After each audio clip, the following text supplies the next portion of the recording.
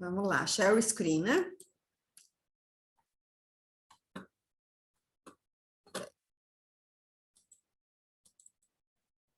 Tá estranho, tá vendo? Tá mostrando outras telas.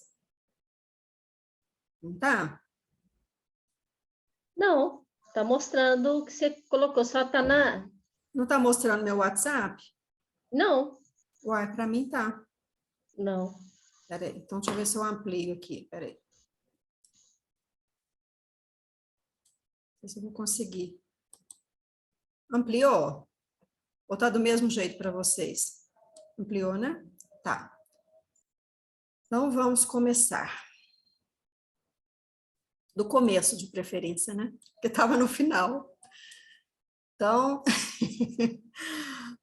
vamos começar agora o estudo, né? Do livro Momentos de Saúde e Consciência. Hoje é o nosso penúltimo estudo. Semana que vem nós vamos terminar o livro, né? E aí hoje eu vou trazer a frase que eu acho, pelo menos para mim, eu acho que mais me marcou do que marcou todo mundo, que fala que está, porém, na natureza humana a necessidade da paz e o anelo pelo bem-estar.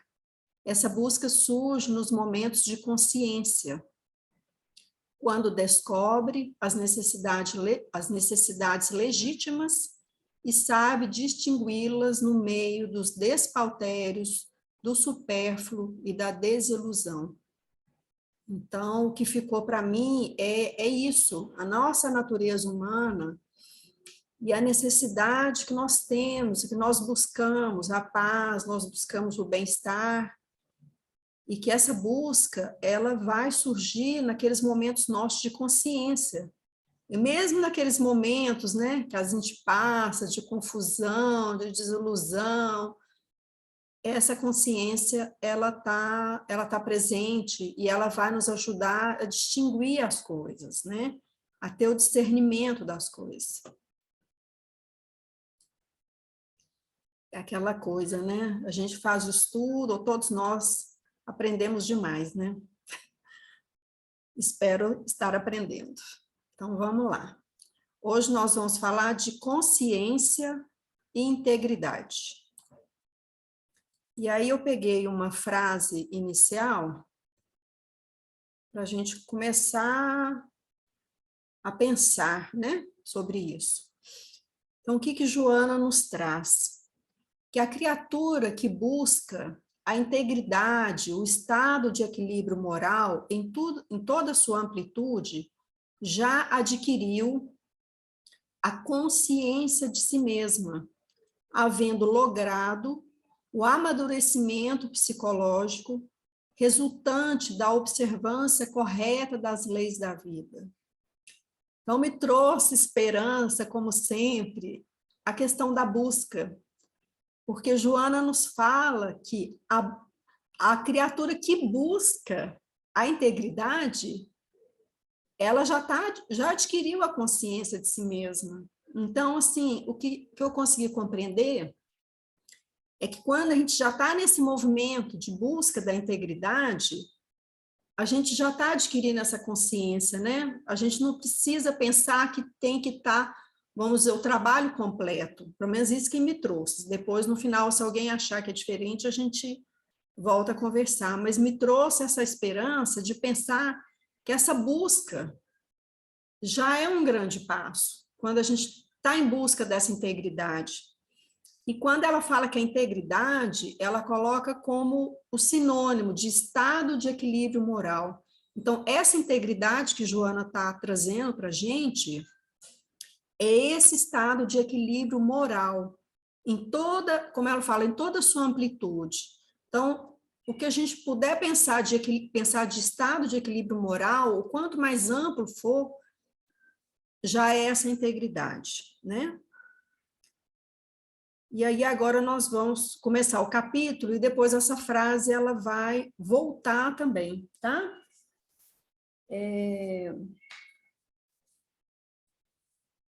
Quando eu fui fazer o estudo, eu não sei por que eu tenho muito esse hábito de ir, de procurar, mesmo que eu que eu pense que eu entendo a palavra, mas eu vou e busco.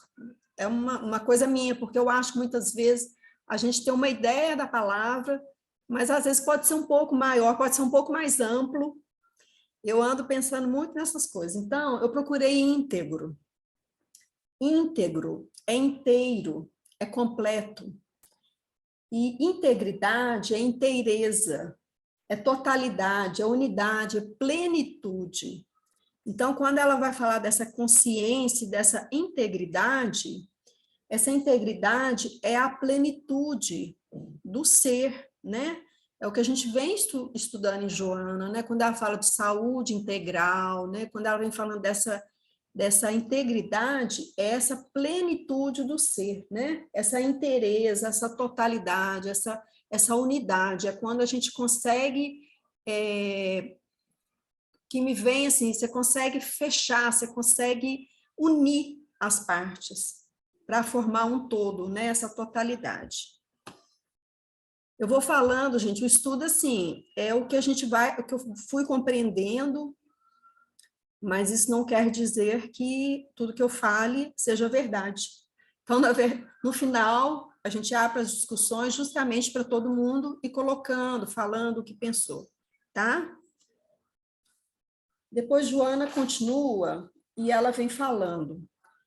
A vida são as sucessivas etapas do processo evolutivo, graças às quais o espírito avança de experiência em experiência. Então, ela começa falando da questão da nossa vida, né? Porque, na verdade, o primeiro parágrafo é aquele que a gente leu lá no começo, tá? Desculpa. Depois daquela primeira frase que eu falei, que é, peraí, essa aqui, ó. Peraí. Depois dessa frase aqui, que a criatura que busca a integridade, o estado de equilíbrio moral em sua plenitude, já adquiriu a consciência de si mesma, havendo logrado, né? Havendo, tudo eu procuro, viu, gente? Havendo realizado o amadurecimento psicológico resultante da observância correta das leis da vida, aí ela vai continuar falando que a vida são as sucessivas etapas do processo evolutivo, graças às quais o espírito avança de experiência em experiência. Então, a vida da gente é justamente isso, né? A vida da gente são experiências que a gente vai adquirindo, né? E através dessas experiências, a gente vai galgando essas etapas do nosso processo evolutivo. Não tem como a gente mudar de patamar, de etapa do processo evolutivo, se não for através das experiências, né? A gente tem que estar aberto a essas experiências, né? Sabendo que são elas que vão nos levar a essa condição, né? Não tem como a gente se fechar, a gente falar, não vou mais conviver, eu vou viver uma vida de eremita. Não, nós temos que estar aqui vivendo em sociedade, a gente tem que estar vivendo aqui para poder ir aprendendo. Depois ela continua. Na trajetória que enceta, normalmente o ser se vincula às comodidades da conjuntura carnal, sem dar-se conta da imperiosa necessidade de crescimento. Então, na trajetória, que enceta é que começa, que inicia, né? Então, na trajetória que a gente está começando, que a gente está vivendo, normalmente, quando a gente está aqui na vida, né, carnal, a gente está vivendo essa experiência aqui na Terra, normalmente a gente vai para as comodidades das situações, né, que a vida carnal nos traz, sem muitas vezes a gente perceber e dar a devida importância que ela tem, né, para o nosso crescimento. A gente fica preso às comodidades, né? Depois a Joana fala, todo desenvolvimento rompe amarras, facultando libertação e às vezes gerando dor. Então, sempre que a gente for entrar e a gente buscar o nosso desenvolvimento, a aumentar a nossa consciência sobre as coisas, sobre a vida, a gente vai estar rompendo muita coisa que a gente ficou presa, posso pensar, muito preconceito, como a gente fez aquele estudo sobre a infância, né? Muita coisa que às vezes a gente ouve quando criança, e às vezes aquelas coisas que a gente ouve nos deixa, de certa forma, amarrado, porque trabalha ou não com a nossa autoestima, né? Então, à medida que a gente vai tomando essa consciência, vai rompendo essas amarras e facultando a libertação. Então, ela pode nos trazer a libertação. E muitas vezes, esse desenvolvimento vai gerar dor. Essa dor aqui, quando eu li, eu fiquei me questionando, né? O porquê da dor, né? Como é essa dor? Mas depois eu conversei com Karina e eu consegui compreender que essa dor é a dor de quem está acomodado. Então, quando você sai, você vai sair de uma situação que está confortável para você, essa dor é o desconforto. É o desconforto de você sair do seu comodismo, daquela situação que você já está acostumado. Então, assim, essa dor é nesse sentido, né? Do desconforto de você sair de uma situação que até então para você muitas vezes é uma situação segura, né? Então, assim, quando você vai buscar romper com essas amarras, vai surgir essa dor nesse sentido, desse desconforto.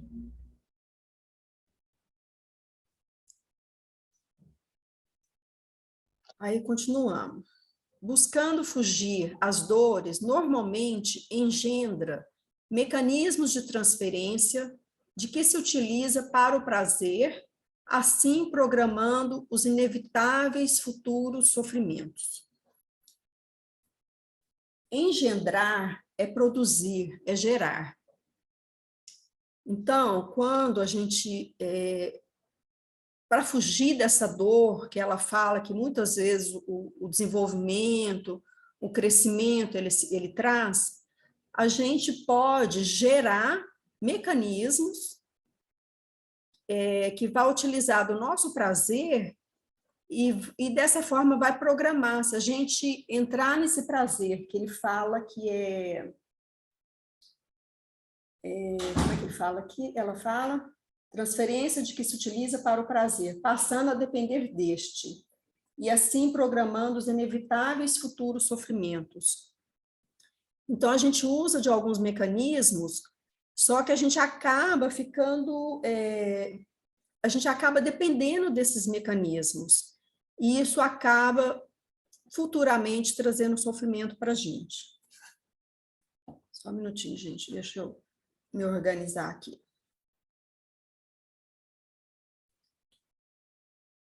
Depois ela continua falando que somente a consciência dos objetivos da vida favorece a visão correta para uma conduta existencial, preparando etapa futura. Aqui eu vou ser bem sincera com vocês, que foi outra coisa que me pegou, porque quando falou objetivos da vida, eu pensei em objetivos de vida, mas não é isso que Joana está falando. Ela está falando se a gente, que somente a gente tomando a consciência dos objetivos da vida. E o que seriam os objetivos da vida? É a gente entender o porquê da vida, quando a gente entende que a vida não é uma etapa necessária ao nosso crescimento. Então, tomar consciência dos objetivos da vida é isso. É tomar consciência que a vida é uma etapa necessária ao meu crescimento. Então, quando a gente faz isso, favorece a visão correta para uma conduta existencial e isso nos prepara uma etapa para um futuro. Vamos lá. Joana continua falando que a integridade, ela resulta da disciplina, das tendências negativas, das aspirações superficiais a favor dos valores de expressão profunda e da plena consciência de objetivo e significado existencial.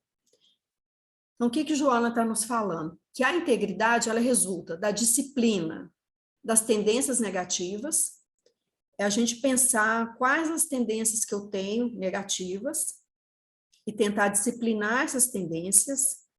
E aqui também, ela não repete, e na hora me trouxe um pouco de confusão, sinceramente, mas também disciplinar as minhas aspirações superficiais. Então, assim, o que eu aspiro superficialmente? Seria quando, por exemplo, eu quero, em termos materiais, ser famosa. Isso são aspirações superficiais. Então, ela fala para disciplinar essas aspirações superficiais a favor dos valores de expressão profunda e da plena consciência do objetivo e significado existencial. Então, ela nos traz, assim, claramente como que essa integridade, ela resulta, né? E depois, um pouquinho mais à frente, esse como fazer fui eu que coloquei, viu, gente? Não é Joana, não. Mas eu achei que está bem assim, porque ela vem nos falar como que a gente pode, se a gente deseja possuir a integridade da criatura de bem, como que a gente tem que fazer? Treinar os pequenos deveres, as realizações de significado modestos. Isso eu achei ótimo, achei muito bom a gente pensar que os nossos pequenos deveres, ele tem uma importância muito grande. Eu fiquei pensando nesses pequenos deveres, assim, não sei se vocês vão pensar ou compreender o que eu estou falando, mas eu pensei assim, quando você faz um café para uma determinada pessoa, e você faz sabendo o porquê que você está fazendo, você faz sabendo que você está fazendo aquilo para colaborar com o dia daquela pessoa. Então, sim, essas pequenas coisas que a gente faz, né, que ele fala que são realizações de significado modesto, mas que se a gente tiver a compreensão, tiver a consciência desses pequenos deveres, isso vai nos levar a uma que ela chama de integridade da criatura de bem. Então, me passou muito isso, as coisas pequenas que a gente faz, às vezes, dentro de casa, né? Que passa despercebido, né? Quando você, não sei, você arruma uma cama e você pensa, nossa, vou arrumar, porque a hora que tal fulano for deitar, ou fulano for deitar, tá limpo, tá cheiroso. Então, assim, essas pequenas coisas que a gente faz, e que, na verdade, são grandes, né?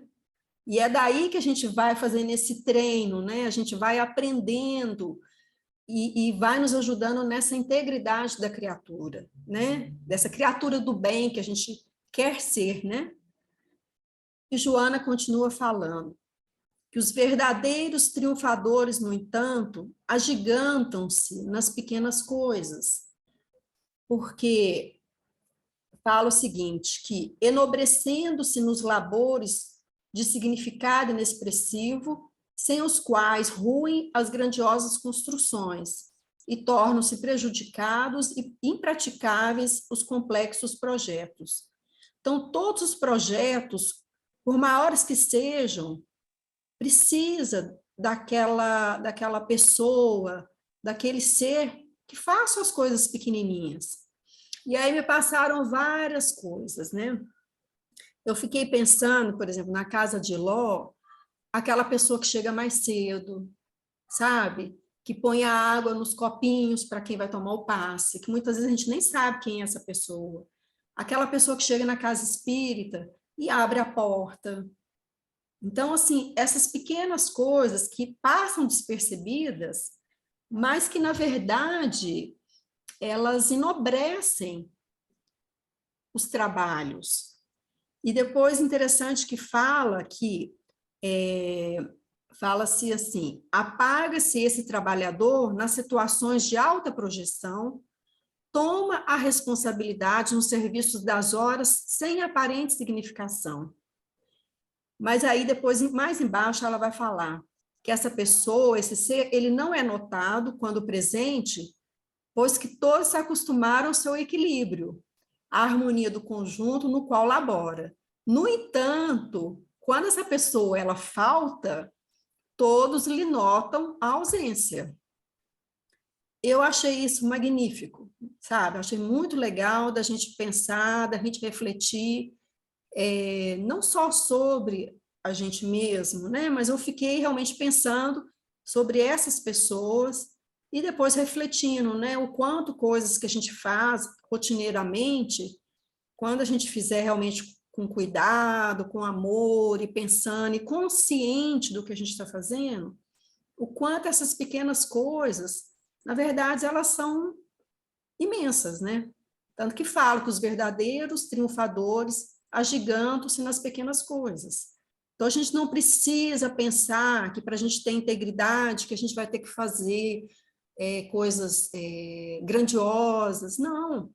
A gente tem que pensar nas coisas que estão ali à nossa frente, as coisas que são possíveis, as coisas que eu consigo fazer, mas as coisas que eu consigo fazer com consciência e com amor, né? Não é fazer por fazer, não é fazer com raiva, não.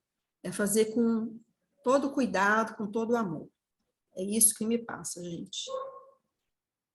Espera aí, deixa eu passar vocês para cá.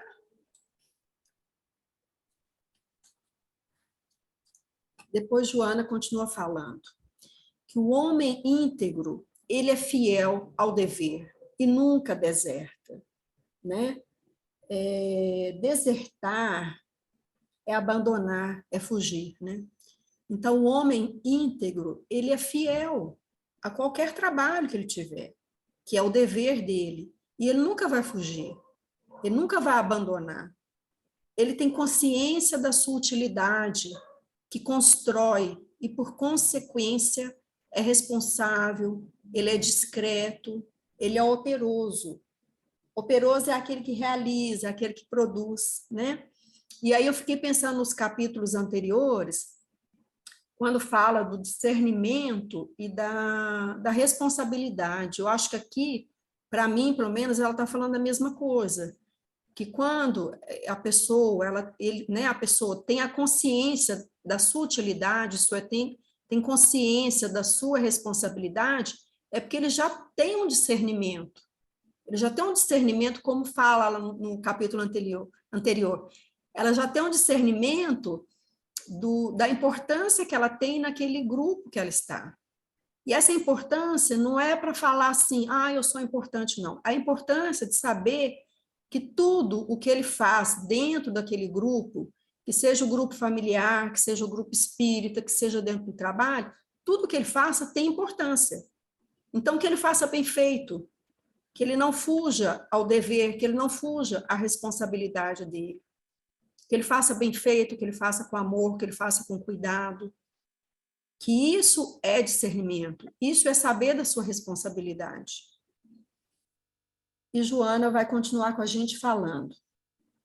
É difícil o triunfo do ser humano sobre si mesmo, porquanto essa conquista se deriva da vivência do bem e da ordem, após o tirocínio da consciência lúcida.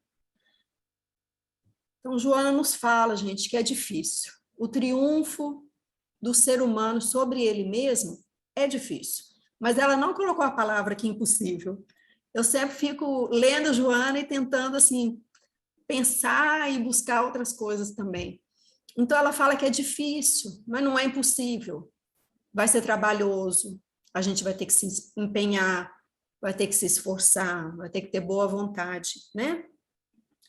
E quando ela fala que essa conquista se deriva... Não, difícil o triunfo do ser humano sobre si mesmo, porquanto essa conquista se deriva da vivência, do bem e da ordem. Então, todas as coisas que a gente puder fazer, a gente puder vivenciar no bem, na prática do bem, ela vai nos ajudar a triunfar.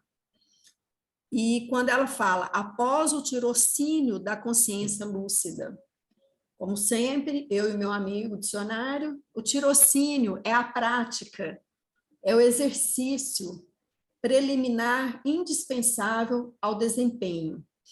E até quando eu busquei, ele usa, onde eu busquei a palavra tirocínio, ele usa um exemplo. Então, por exemplo, é demais, né, Jaque? Mas quando a pessoa usa um exemplo assim, um servente de pedreiro. Antes dele ser o servente de pedreiro, ele vai ter que ser o ajudante do servente. Isso é o tirocínio. É ele aprender na prática para depois ele conseguir exercer alguma coisa, alguma atividade, desempenhar alguma coisa através de uma experiência que ele adquiriu. E aí ele vai ter uma condição muito melhor dessa consciência lúcida, ok? Vamos lá. Vocês vão cansar de ouvir eu falando de que eu procurei no dicionário, viu, gente?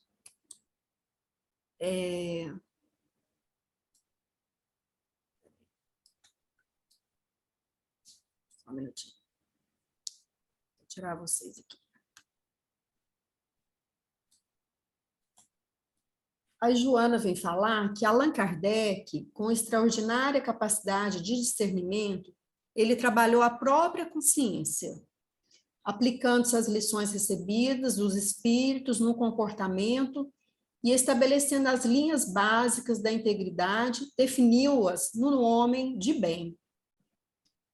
Aí eu procurei no Evangelho, até esqueci de colocar aqui, viu, gente? Eu acho que é o capítulo 17, o capítulo do Evangelho, Sede Perfeitos. E lá no capítulo 17, no item 3, ele vem falar sobre o homem de bem. Eu trouxe só um pedacinho, porque realmente ele fala muita coisa sobre o homem de bem. Mas o que ele fala? Ele começa falando que o verdadeiro homem de bem é o que cumpre a lei de justiça, de amor e de caridade na sua maior pureza.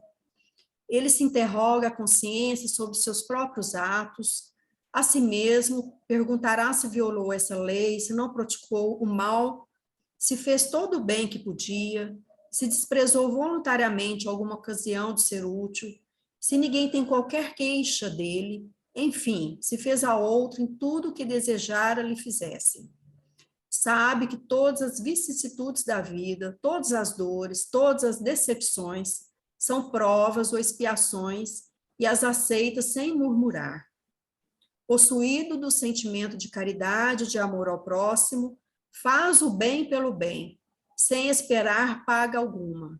Retribui o mal com o bem, toma a defesa do fraco contra o forte e sacrifica sempre seus interesses à justiça. Essa leitura aí, gente, depois se alguém quiser fazer, ela é muito bonita, muito boa, assim, da gente ler, realmente ela é bem grande.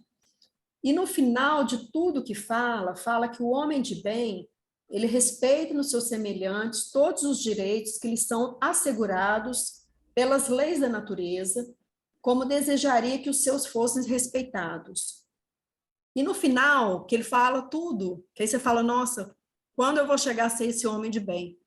Ele fala, esta não é a relação completa das qualidades que distinguem o homem de bem, mas quem quer que se esforce para possuí-las, estará no caminho que conduz as demais. Então, ele vem nos dizer o quê? Que é o esforço, né? A partir do momento que eu me esforço para conquistar essas virtudes, essa condição do homem de bem,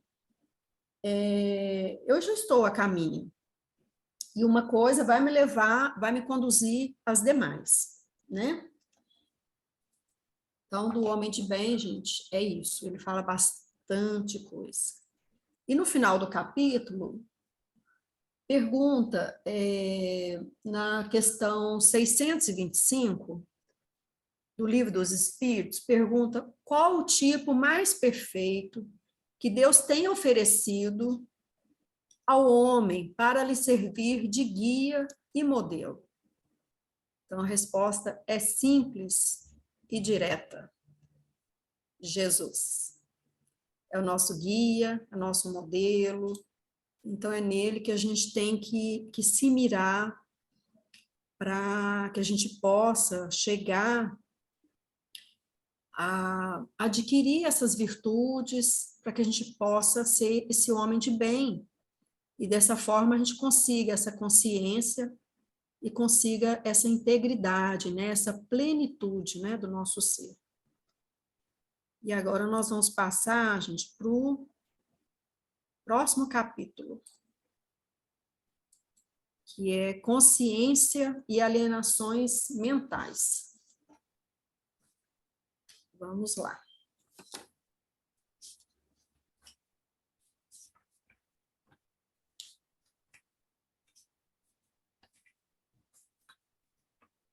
Então, nós vamos começar a falar. Eu peguei uma frase e a gente já vai pensando sobre ela, né? E depois Joana vai nos explicar melhor.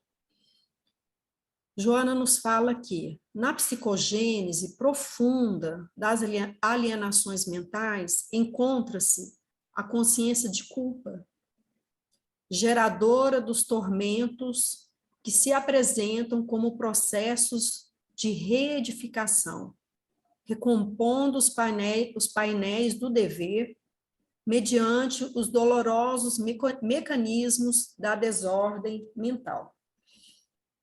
A psicogênese é a origem, é o desenvolvimento dos processos mentais ou psicológicos da mente ou da personalidade, né?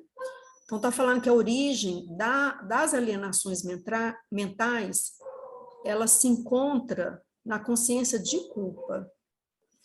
E aí me lembrei daquele capítulo, depois nós vamos voltar lá um pouquinho, daquele capítulo que a gente estudou sobre culpa, né? Culpa e consciência, né? Que Joana nos trouxe, né? É o capítulo 6, culpa e consciência. Depois nós vamos falar, durante o estudo, também alguma coisa que eu busquei, que eu lembrei desse capítulo. E ela continua falando também que essa consciência de culpa, ela vai gerar tormentos, né? Conflitos, que se apresentam como processo de reedificação. E aí eu fiquei pensando, né? A edificação é quando você constrói alguma coisa, né? A reedificação é quando você vai construir novamente algo, né? Algo que às vezes está destruído, algo que está inacabado, né? Recompondo também. Então, você está compondo novamente os painéis do dever, né? Então, a gente está pensando novamente sobre os nossos deveres, mediante dolorosos mecanismos da desordem mental. Então, muitas vezes, essa reedificação, essa recomposição dos deveres, ela vai vir através de mecanismos de desordem mental, e que muitas vezes, ou a maioria delas, são dolorosas, né, para aquele ser que está passando por esse processo. Então, vamos lá.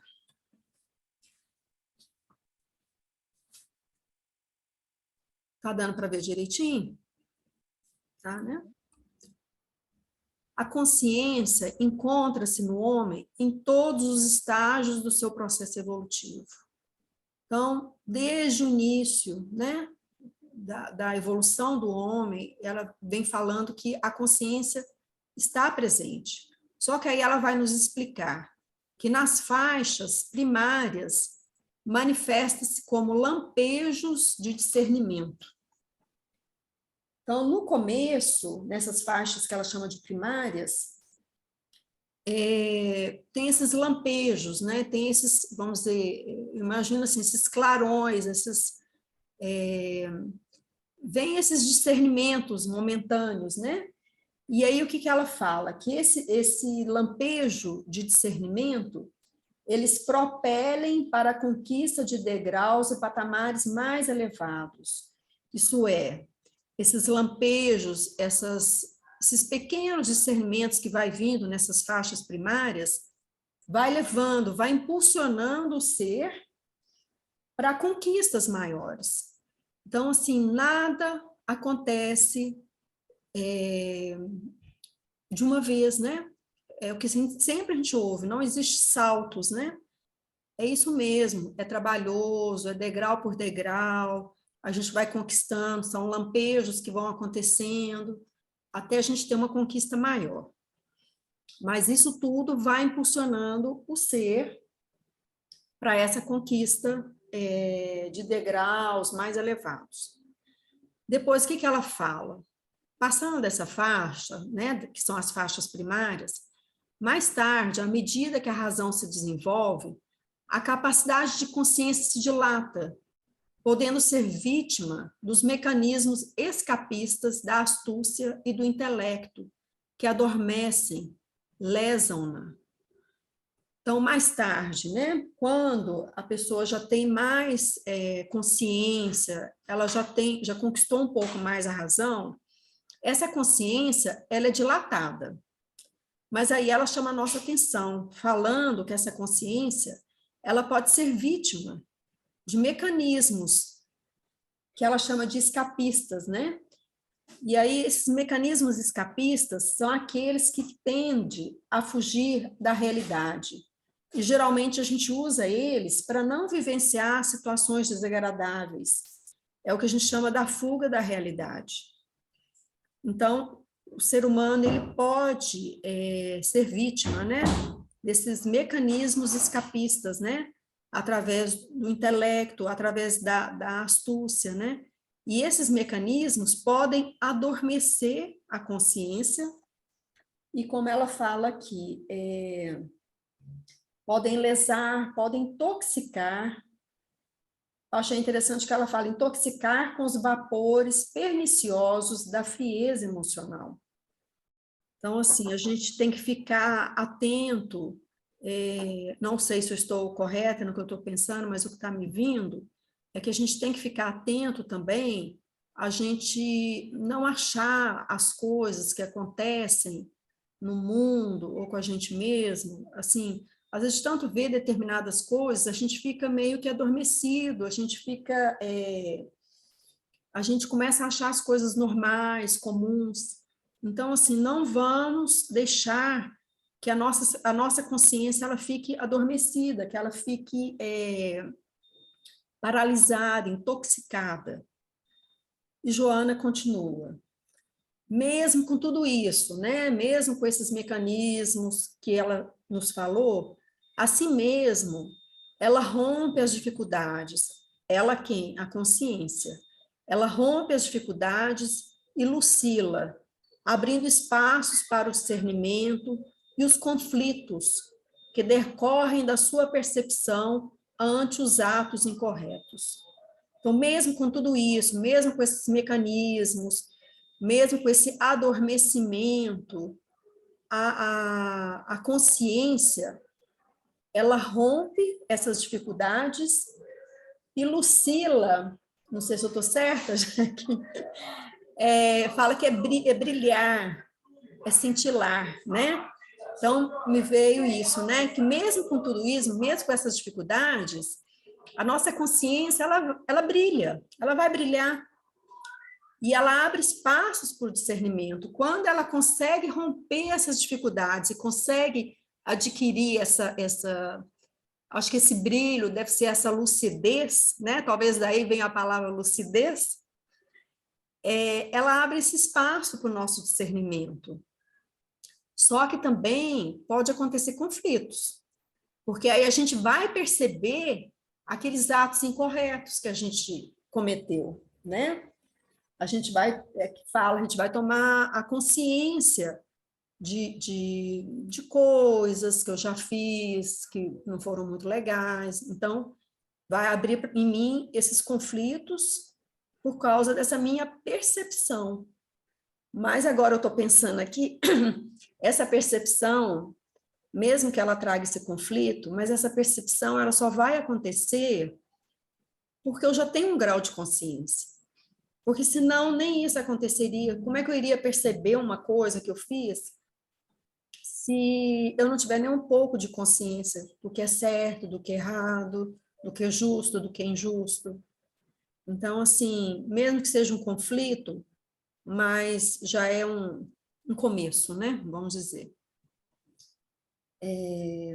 Continuando, Joana fala que somente quando o indivíduo vence as etapas primárias, que são essas que ela falou, né? Que são esses lampejos de discernimento, e as experiências se fazem mais significativas, mediante a compreensão do sentido elevado da vida, é que ela se manifesta com plenitude e passa a comandar o direcionamento da existência.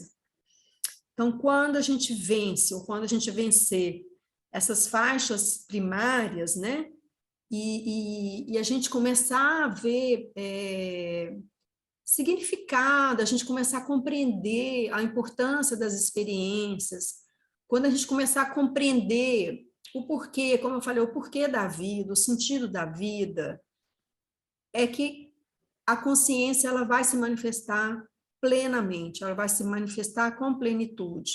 E aí, nesse momento, ela vai passar a comandar a nossa existência. Tomara que chegue logo. A consciência, aí Joana continua falando que a consciência é o árbitro interno que se encarrega de estabelecer as diretrizes de segurança para a vida. E eu achei interessante porque o árbitro é o juiz, né? Então, assim, está falando que a consciência é aquele juiz interno e ela cuida, né? Dessas diretrizes de segurança, né? Como que eu devo agir, como eu devo viver, de uma forma que me ajude na minha evolução, me ajude que eu tenha mais discernimento, que eu possa estar consciente dos meus deveres, da minha responsabilidade, que eu consiga fazer as coisas e não ficar com culpa, né? Que eu possa tomar consciência das coisas sem estar me movimentando na culpa. Joana vai continuar, gente? Deixa eu achar aqui, só um minutinho. Ela fala que somente quando se torna equânime pode conduzir o ser com sabedoria. E aí, na hora, estou sendo bem sincera, eu falei, gente, como assim ser equânime, né? Porque equânimo é justo, é imparcial. Aí eu pensei, a princípio, que seria em relação às pessoas, mas não é não. É em relação a nós mesmos. É isso. Quando a gente, vocês, eu principalmente, né? Quando eu começar a aprender a ser mais justa, mais imparcial, mais ponderada comigo mesma, quando a gente começar a não se criticar tanto, não se cobrar tanto, né, de uma forma assim muito rígida, muito severa, aí a gente vai estar chegando nessa equanimidade, né? Então, quando ela fala aqui que quando a consciência se torna equânime, ela está falando da nossa consciência com a gente mesmo. É só assim que a gente vai conduzir o ser com sabedoria. E aí, o que ela vem nos falar? Que enquanto a consciência ela é severa, né? É o que a gente vê demais, né? Na gente, nos outros, principalmente em mim. Enquanto ela é severa, exigindo rudes reparações em relação ao erro praticado, detém-se no primarismo do desforço. Então, quando a consciência ela é severa, ela é rude nas reparações daquilo que ela acha que foi feito, que errou, alguma coisa que não deveria ter feito, alguma coisa que fez. ela fica parada. Está falando aqui, detém-se no primarismo do desforço. O desforço é a violência, né? Então, assim, a gente fica paralisado ali, a gente não vai para frente. Então, assim, essa severidade, pelo que eu compreendi, ela não é positiva. E ela continua. Só um minutinho.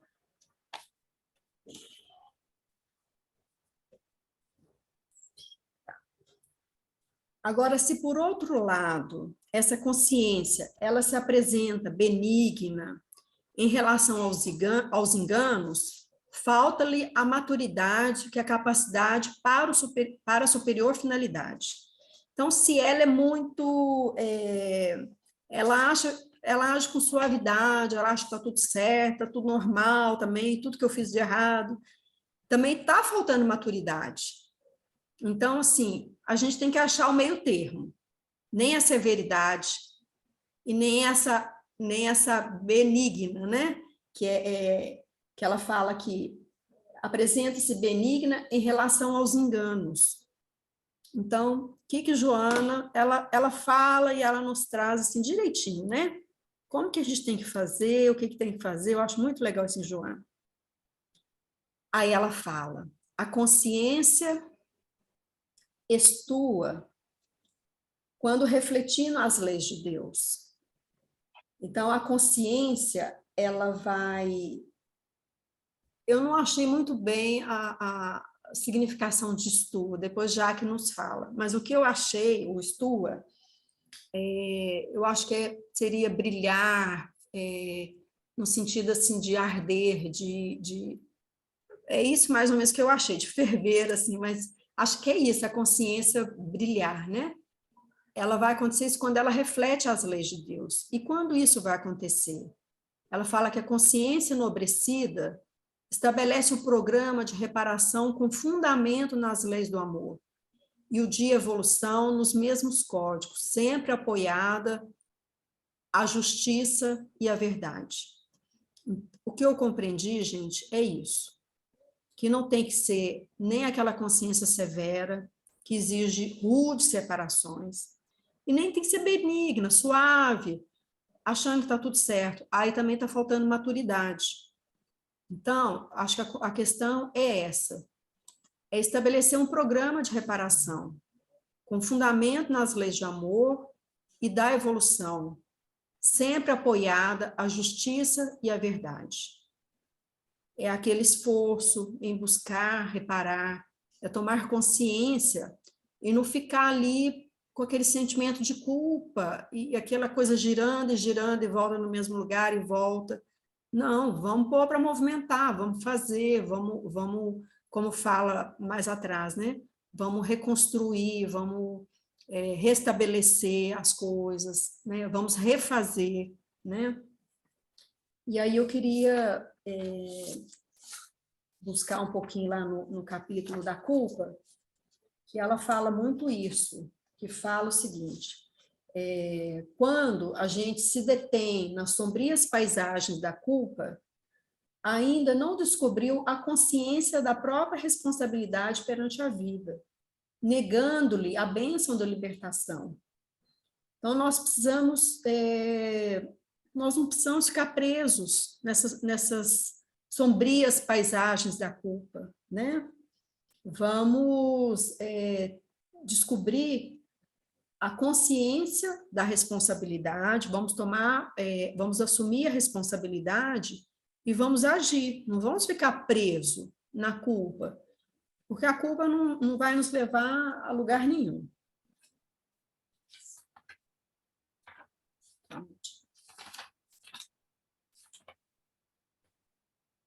E Joana vem nos falar, que a gente disse no começo, né? Que na psicogênese profunda das alienações mentais, encontra-se a consciência de culpa, geradora dos tormentos que se apresentam como processos de reedificação, recompondo os painéis do dever, mediante os dolorosos mecanismos da desordem mental.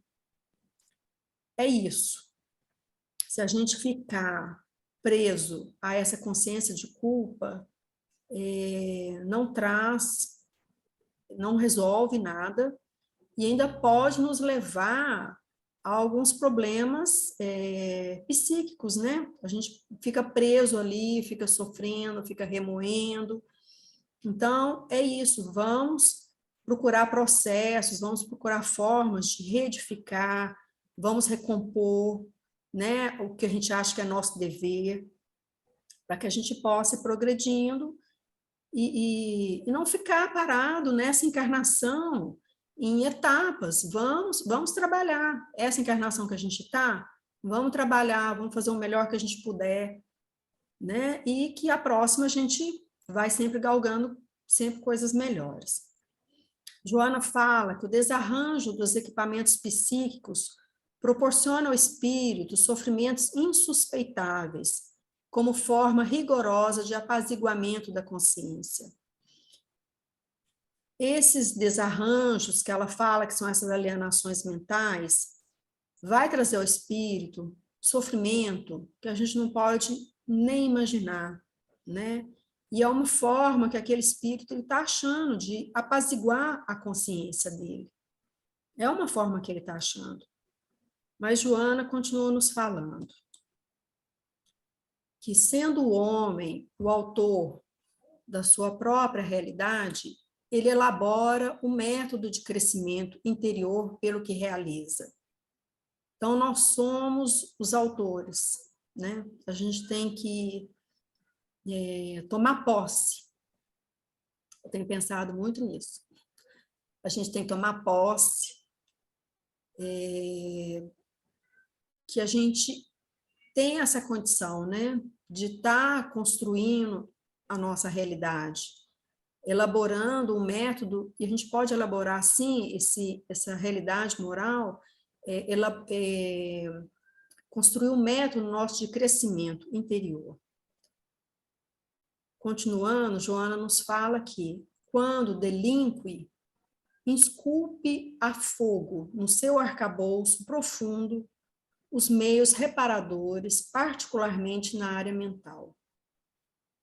Quando o ser ele comete atos, né, que ele chama de delinquentes, né, que são faltas graves, né, aquilo que a gente considera como falta grave, isso fica marcado, né, particularmente, como falar, particularmente na nossa área mental. Só um minutinho, gente.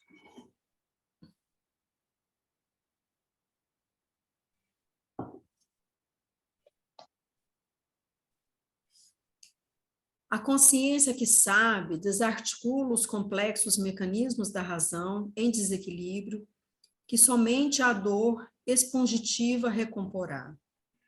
No quadro das alienações mentais, é a consciência culpada que faculta a instalação do mal, que se exterioriza de maneira rigorosa em processo de reajustamento e reequilíbrio. Então, é isso, gente. Nesse quadro, né, de alienação mental, de qualquer tipo de alienação, e a gente pode pensar também, a gente poderia somar aqui nos quadros de obsessão, né?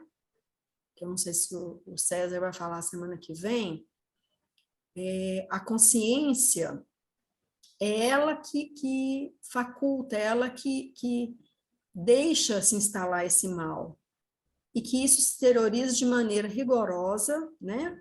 A gente vai ver se exteriorizar, para que seja um processo de reajustamento e de reequilíbrio.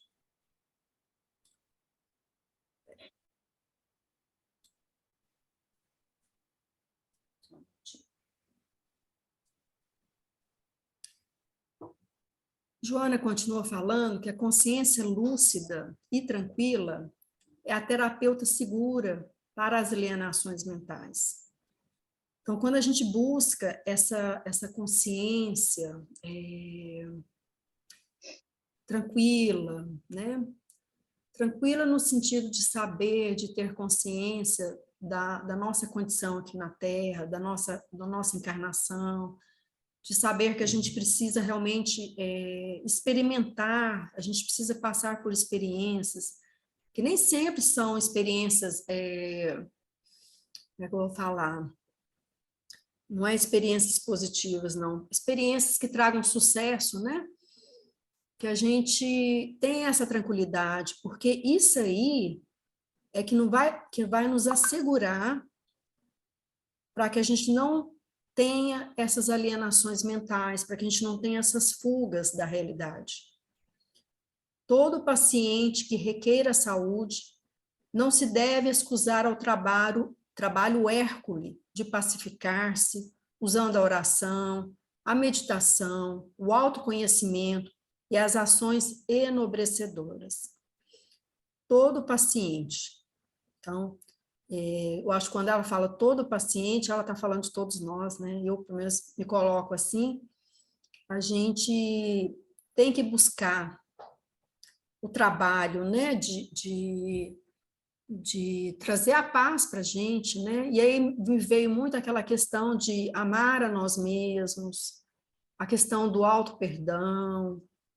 Então, essa pacificação, e a gente usando da oração, usando da meditação, e através do que a gente está fazendo aqui, do autoconhecimento, isso vai nos ajudar muito, né? A ter essa consciência tranquila, e dessa forma vai nos ajudar a não ter ou não estar com essa alienação mental. E Joana termina esse capítulo com a questão de número 834 do Livro dos Espíritos, onde Allan Kardec pergunta: é responsável o homem pelo seu pensamento? Perante Deus é, somente a Deus sendo possível conhecê-lo. Ele o condena ou absolve segundo a sua justiça. E aí, tem um último parágrafo que, na verdade, eu não coloquei, e vou ser sincera, eu troquei uma ideia com Karina desse parágrafo, e ela me chamou a atenção de uma coisa que eu não tinha observado, que fala o seguinte: as alienações mentais são, pois, a condenação de Deus aos pensamentos e atos incorretos da consciência primária e equivocada. Isso me trouxe muita estranheza, de eu pensar, como assim a condenação de Deus? Mas ela coloca, Joana é muito meticulosa nas coisas, tem hora que ela me pega.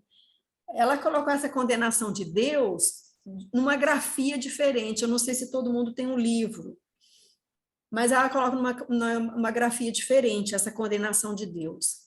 Então, assim, o que Karina me ajudou a entender é que essa condenação de Deus é o que a gente ainda acha. A gente ainda acha, a gente ainda tem aquele Deus que julga, que pune. Então, não existe essa condenação de Deus, né?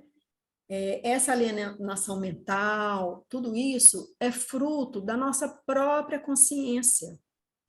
Então, agora outra coisa que eu quero chamar a atenção é que quem tem um livro em PDF, quem não tem um livro físico, ele trouxe uma certa confusão, que ele termina a pergunta, que termina em justiça, e depois ele continua, as alienações mentais são, tarará, como se fosse a resposta da pergunta, mas não é. A pergunta 834, ela vai só até justiça.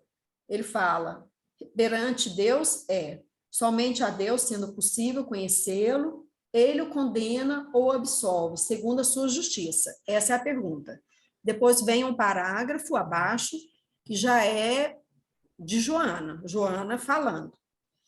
Então, é isso, gente. A gente entender, né, que não existe essa condenação, né, por parte de Deus.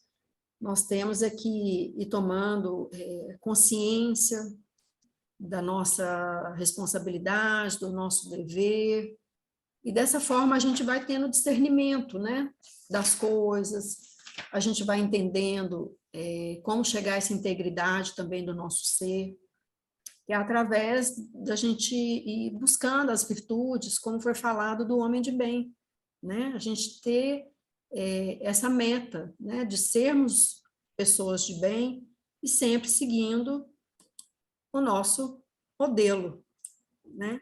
A gente sempre seguir o nosso modelo, que é Jesus, tá?